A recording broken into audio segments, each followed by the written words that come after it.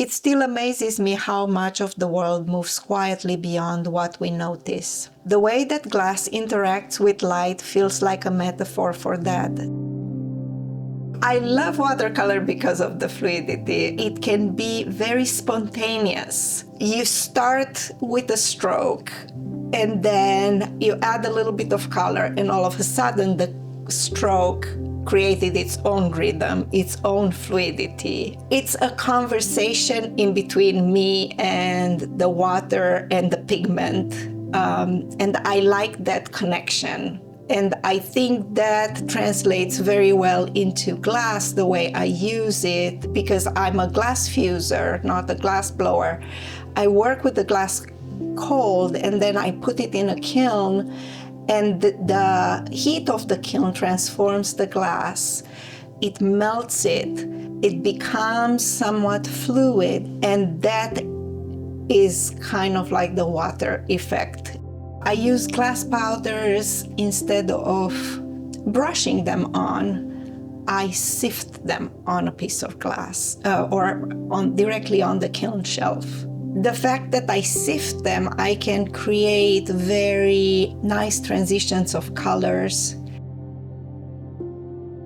And that's where there's a conversation in between the piece and myself. And we need to have a few good long talks before we can evolve together. I grew up in the central region of Romania called Transylvania, which literally means the land beyond the woods. It's a region full of forests, hills, and mountains, and nature was always a part of my life. My father was a professor of physiology.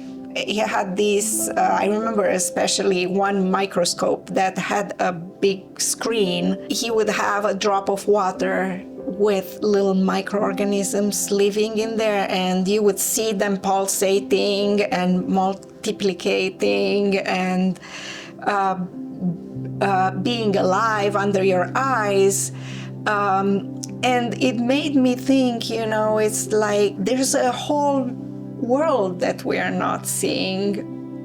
I guess in a way it feels magic,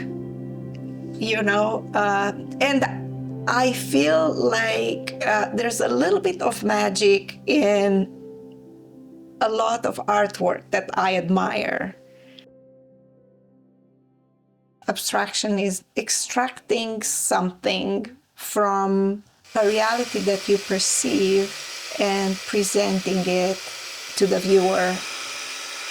Transparency is beautiful, I think, and you can play with a lot of three-dimensionality in glass when you use transparency, because you can create different layers, this feeling of embedded and things going behind each other. I think this is something that you can create in glass, not in many other materials. Just like us, we have many layers, and you can express that in glass. You can show that. It's just like your perception. Some things you see, some things you don't. And I think that creates meaning for me in glass. Light needs to be a subject matter with glass. It's inherent in glass. For me, it's very important how I create groupings. When the pieces come together in installations, there's this modular quality I love. It's a reflection on how relationships form in nature, individual forms connected through proximity, rhythm, and balance. I think a lot of my work is about connections, networks that are all around us, and networks that connect us all. I think of it almost as molecular music, an energy that flows through matter, connected to what seems separate. In working with glass, I try to give that invisible rhythm a visible form, something you can sense rather than simply see.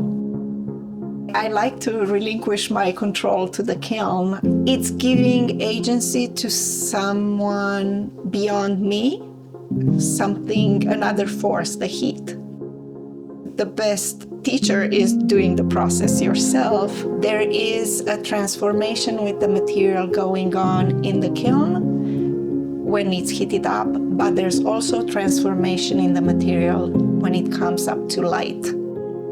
I think it's a metaphor for the impermanence in our world, basically, celebrating it and embracing it.